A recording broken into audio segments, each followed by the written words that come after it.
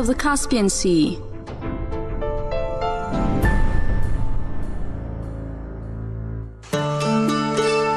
Genoa is a city whose history has been permeated with the smell of the sea. The piratic galleon Neptune, one might climb up the shrouds or grapple. This is a truly unusual museum, but the opponent is not seen on the horizon. One will need to reconstruct historical reality by using imagination. Saray-Juk, of course, wasn't fired at by such guns. This is a much later construction, and anyway, such abundance of guns observed here was not featured on the pirate ships. Pirate ships were, as a rule, small vessels, and their seafaring qualities were most appreciated.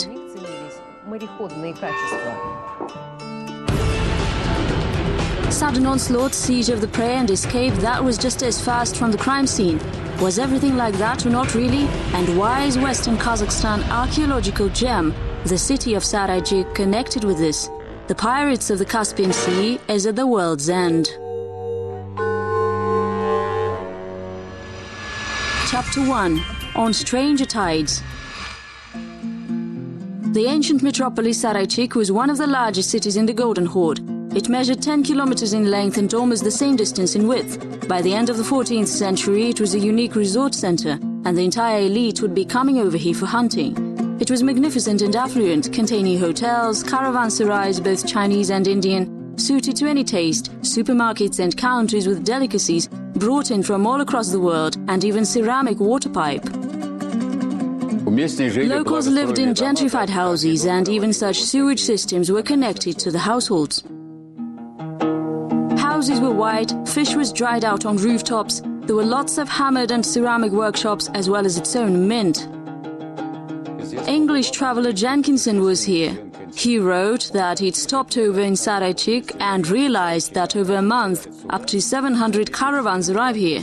He added that whatever one is looking for, they will always find it. Only a few meters have remained from the metropolis. It now contains only fragments and crocks. Nothing really reminds about its former might. 1.5 meters of the shore is being washed away by the river every year. If things continue this way, in around 5 to 10 years, the city will be ruined. Meanwhile, in medieval Europe, travelers knew very well this city on the bank of Ural and even advised to sell cloth and buy bullions. On many ancient maps, the city is hallmarked as Sarakando. For instance, on the maps of brothers Pizzigani and Fra Mauro. There is the Catalan atlas made in 1375 by mapmaker Crest, and which shows Khan Janibek. Until today, researchers argue over what Khan Janibek is holding in his arms.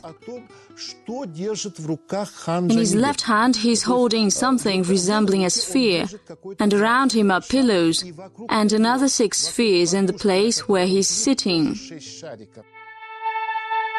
The mysterious spheres are almost like gold gems found in Saray-Juk, and those depicted on the map could have been literally anything. They could be the symbol of power, an ancient scepter, or a medicinal capsule. Some believed that they were designed to keep medicines based on mercury. But that is a bomb, a real bomb. This is the bomb which the pirates used in their attacks. Chapter 2. The Curse of the Gold Pearl. The bombardment was so unexpected that very soon the entire seaside part of the city was burning. Bombs were flying some 200 to 250 meters from the shore, and upon falling on flat cane rooftops they quickly caught fire. The recently awoken city started panicking. Those were firebombs. They had 2 holes for burnt lime. They used to pour something in. The water would get inside, and the bomb ignited. The pirates shelled the city from the sea, and the bombs were launched through a catapult. There was a version like that.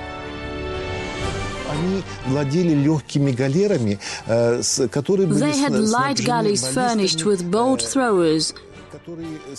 with the help of which to fortify the Golden Horde cities, one could break up the settlement into burning globes.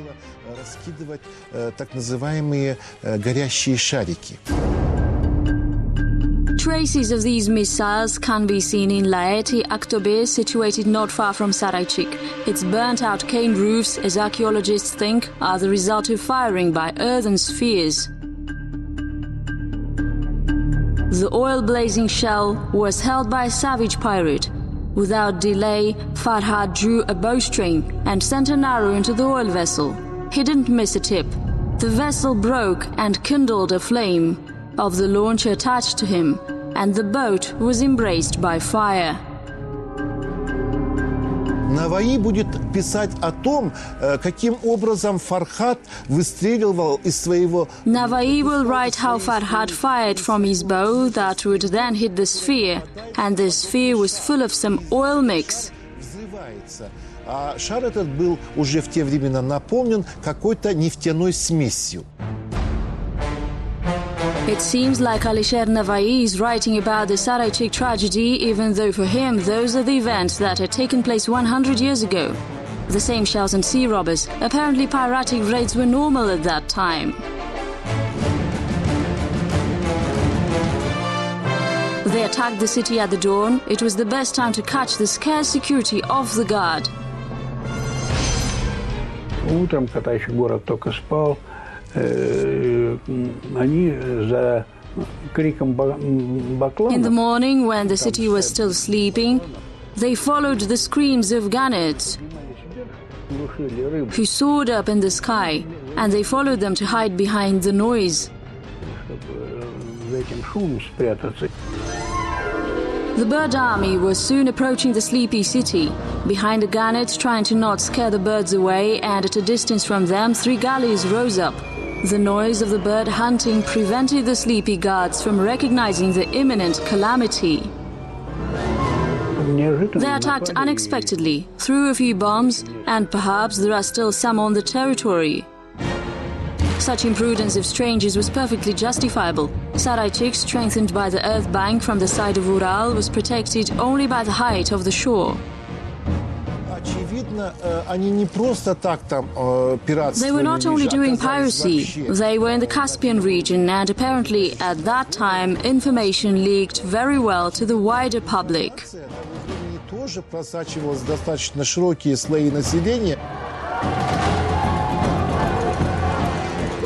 So that wasn't just a one-off attack.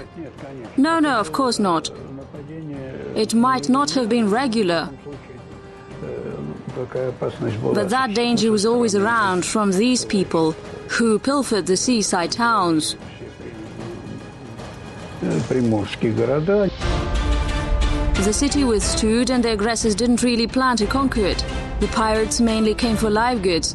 That was the most profitable procurement at that time. They found it profitable to capture people and sell them. Strong and sturdy men were appreciated in the East. Knaves were in high demand in Europe. It is very unlikely, though, that the pirates chose men as their spoil. Too much trouble with strong and belligerent men. Everything was a lot easier with women. How many could they take in one go? Around 10 people, women and boys.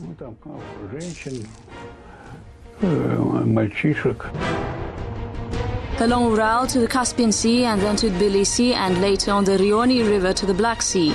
And there is Kefe, which is Genoa's trade factory and the largest Black Sea slave market in the 14th century. From there the goods were sent over to Europe. The sources give a clear indication that Genoa and Venice strived to spread their influence to the Caspian region, and a certain number of pirates was known, so the facts are out there. At that time, Genoa was a powerful sea power, and of course many pirates started their life here, and all the loot obtained from all parts of the continent, somewhere or around, would end up in the Genoese colonies. More likely, the uninvited guests came from Genoa. Matthew Polo, the father of famous Marco Polo, saw Genoese people on the Caspian shore. They were building on the southern shores of the Galley. Chapter 3. Dead Man's Chest. Not a single dead man's chest, and instead of the parrot, only rats. One of scores of them is lingering in a barrel with salt beef. It's difficult to even reach it. At the same time, the rest of it all can be touched, pulled and tried on. This is the Genoese Maritime Museum. Hello. I'm not playing today because I was taken to the cleaners. This is the most common scenario how people turned into pirates. A nobleman would usually put together a gang like himself and hit the road trying to find happiness and money. So I'm not playing anymore. Набирает ватагу таких же молодцов, как он, и идет на просторы большой романтики, пытать счастье и искать денег. Так что все, я не играю. Interpretation is more liberal but more or less verifiable, including the fact that it was made for the 14th century. Кто там на этих пиратских? Noblemen who scattered to the winds and some trash were on those ships. Непотребные шваль. Among the most notable people are Genoese Luciano Tarigo, who was either an impoverished nobleman or a merchant who after the robbery started committing banditry. The fact of Luciano's arrival falls to the date of year 1374. Some say that Tarigo had a flotilla of 30 ships and the bays where attacks were planned out. Some large competition made Luciano turn the galleys to the east, and the moment was chosen very successfully.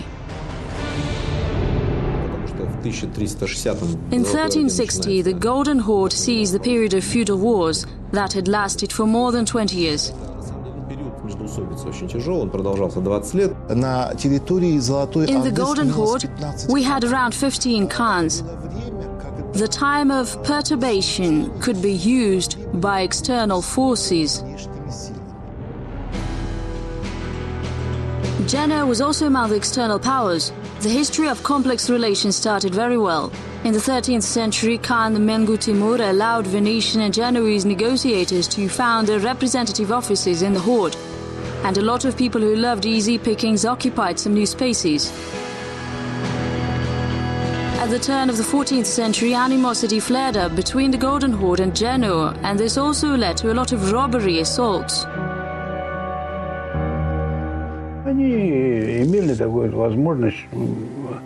They had an opportunity to come out to the Caspian Sea, and they could have done that easily.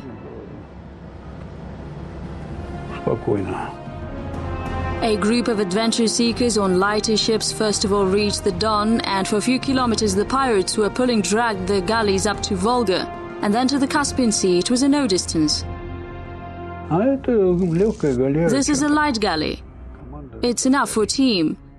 The guys are strong and fit. It is known that the Caspian incursions of Tarigo ended not very successfully, with the loot having been captured but not all was delivered. On the way, they were robbed by trade colleagues, and this once again proves that piracy in the region was common. But only Luciano went down in history. Perhaps this is the only case that had been recorded, and the story about this expedition is being stored in Genoa Library. This is Saray-Juk 7 centuries later. Time goes very slowly, but it steadily rubs out the traces of piratic attack. 3 piratic galleys came up closely to the city. Silence which reigned on the docks was disrupted by loud shouts. On each of the 3 galleys, people went to the catapults. Some short, abrupt commands were voiced, and earthen spheres soared up, and fire was falling to pieces.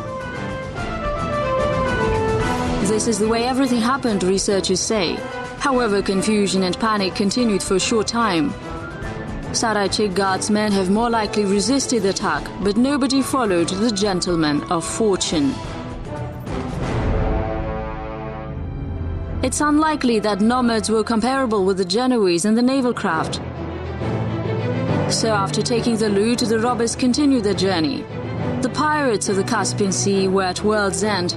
Perhaps only he could tell the story of how everything happened in reality.